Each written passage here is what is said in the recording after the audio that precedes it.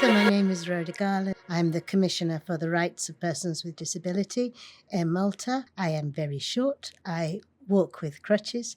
I have orange hair and I am wearing a yellow jacket that coincides with not making my skin look blotchy. I think disabled people have a lot of issues when it comes to accessing justice. It's not only that the courts are very rarely accessible, it's the fact that the judges don't always understand the equality laws, the equal opportunity laws, the UNCRPD laws, because they're all relatively recent compared to the laws that they are usually adjudicating on. There's still the potential for disabled people to be seen as not really able to give good enough information to have legal capacity. I go to court every now and then with a disabled person where I am sure that what has happened to them is a terrible thing, and the judge misunderstands the Equal Opportunities Act that we have, and as a result finds in favour of the person who has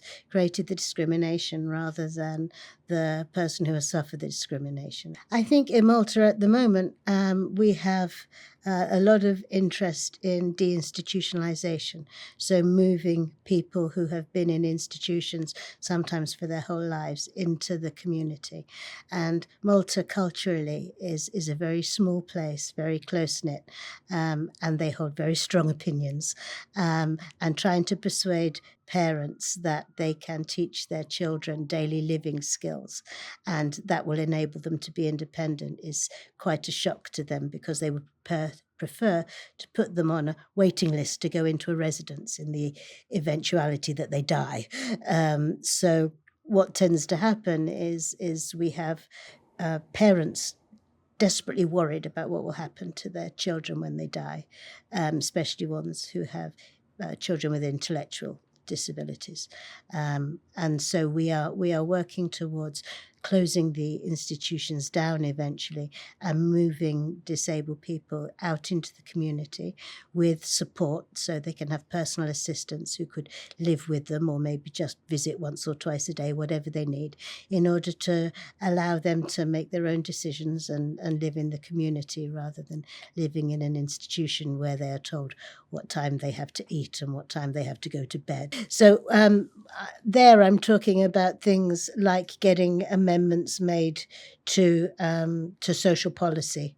So that might be, for example, changing the way that the education department handles the allocation of learning support educators. And there are issues around that because we don't have enough learning support educators.